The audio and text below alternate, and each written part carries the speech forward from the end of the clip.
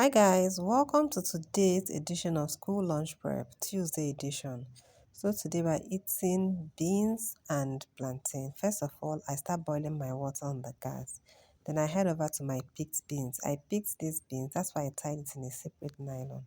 So I'm going to get a bowl and transfer these beans into the bowl so I can be able to wash it thoroughly before cooking. Guys, I want to ask, I see some people say they don't wash their beans. Okay, let me put it this way. So it won't look as if I'm dragging anyone. I think it's best to wash your beans very well before cooking. I wash at least 2 times. You can do more than twice if you wish. I wash it very well and then I ensure that I parboil my beans because I've seen these farmers, I have worked closely with these farmers, and I bet you 99% of them preserve their beans using pesticides. Yes, call it sniper, call it bomb, whatever you want to call it. Even in some households, they preserve their beans using these things. So, you as a consumer, the best thing for you to do is to wash and parboil before you consume. So guys, out of the bunch of plantain, I had only just two ripe ones. Thank God I have two at least. I'm going to cut this and fry this. At least the three of them, you should be getting at least a minimum of five of each of these cut plantains. Yes. So guys, I cut this plantain and I like to dice my plantain into this particular shape. It's been a long time I did the normal slicing type we used to do when we are young. Ever since I started using this one, I've not gone back. I just stick to it. I think it's better and easier and enables people to get more portions than the other one. Yes, if I use the other method, we may end up getting like maybe two, but with this, especially with kids, they get to get more portions. Yes, like this one, the three of them should get at least five. So I pour in some oil into a pot. Please, I'm not the only one that has this kind of pot. I know many homes have this pot that has been passed down from generation to generation, or maybe the first pot you used before you started building a home. Well, this pot right here is the first pot my husband used as a bachelor. So after we got married, it was a set of three. I think I've discarded two, but this particular one I refuse to let it go because huh, it serves me a lot too. So guys, this was me parboiling the beans. I've drained it in the sink. I'm going to pour water over it while I transfer some hot water. I use hot water so that the boiling or cooking time can be reduced by at least 10 minutes because before the water boils and you now put the beans. So guys, after I've rinsed my beans after parboiling, I'm transferring it back into the pot. And guys, over to my plantain. Here my plantain is ready. I normally use this electric heater most of the time because we have lights where we stay and to help me, preserve my gas a bit. But in most cases, when I have to use double burner, I use one of these and I'm using the gas. But even at that, it's still effective. It serves me very well. So my plantain is ready here, please. I like my plantain fried this way. It icks me when I see people fry plantain until it's almost burnt. Ah, how about now? Just don't put your not just fry on super high heat, just mediumly high heat, and your plantain will get done. And once it starts to brown a little, I put off the light sauce or the fire sauce because the oil is still hot and I'm going to remove them. Back to check on my beans. Here my beans is boiling and I head over to pick these veggies. I don't know why when you buy veggies in the market, 24 hours the veggies begin to wilt. Anyway, I was determined to get something out of this scent leaf. So right inside it, I can still pick out good ones. You can see them. The outer ones has begun to wilt, but right inside it, it is still good. It's best to pluck vegetables right from your farm. I've tried to plant some around me, but the way they're behaving, I don't know whether they will survive or they will not survive. But anyway, right now, I still buy from the market for now.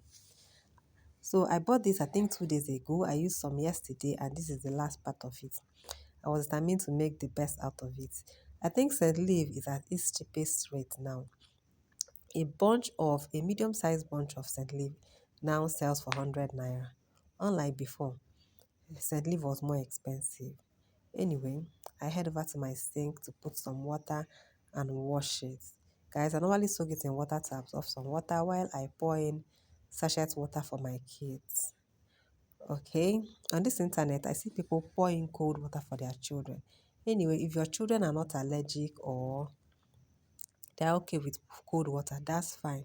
But for me, I normally this sachet water is okay for me because my kids can react to cold very easily. So even in my home, we don't drink cold water. Me, I don't drink cold water. As a visitor, when you come to my house, I purposely have to put in water for you in the fridge or in the freezer to help it get cold faster. But me, we don't drink cold water here because of allergies, catarrh, cough, and all these things. It helps me to minimize it a lot. And when we keep away from cold water, we don't suffer from cough and catarrh so much compared to when we drink cold water. Yes.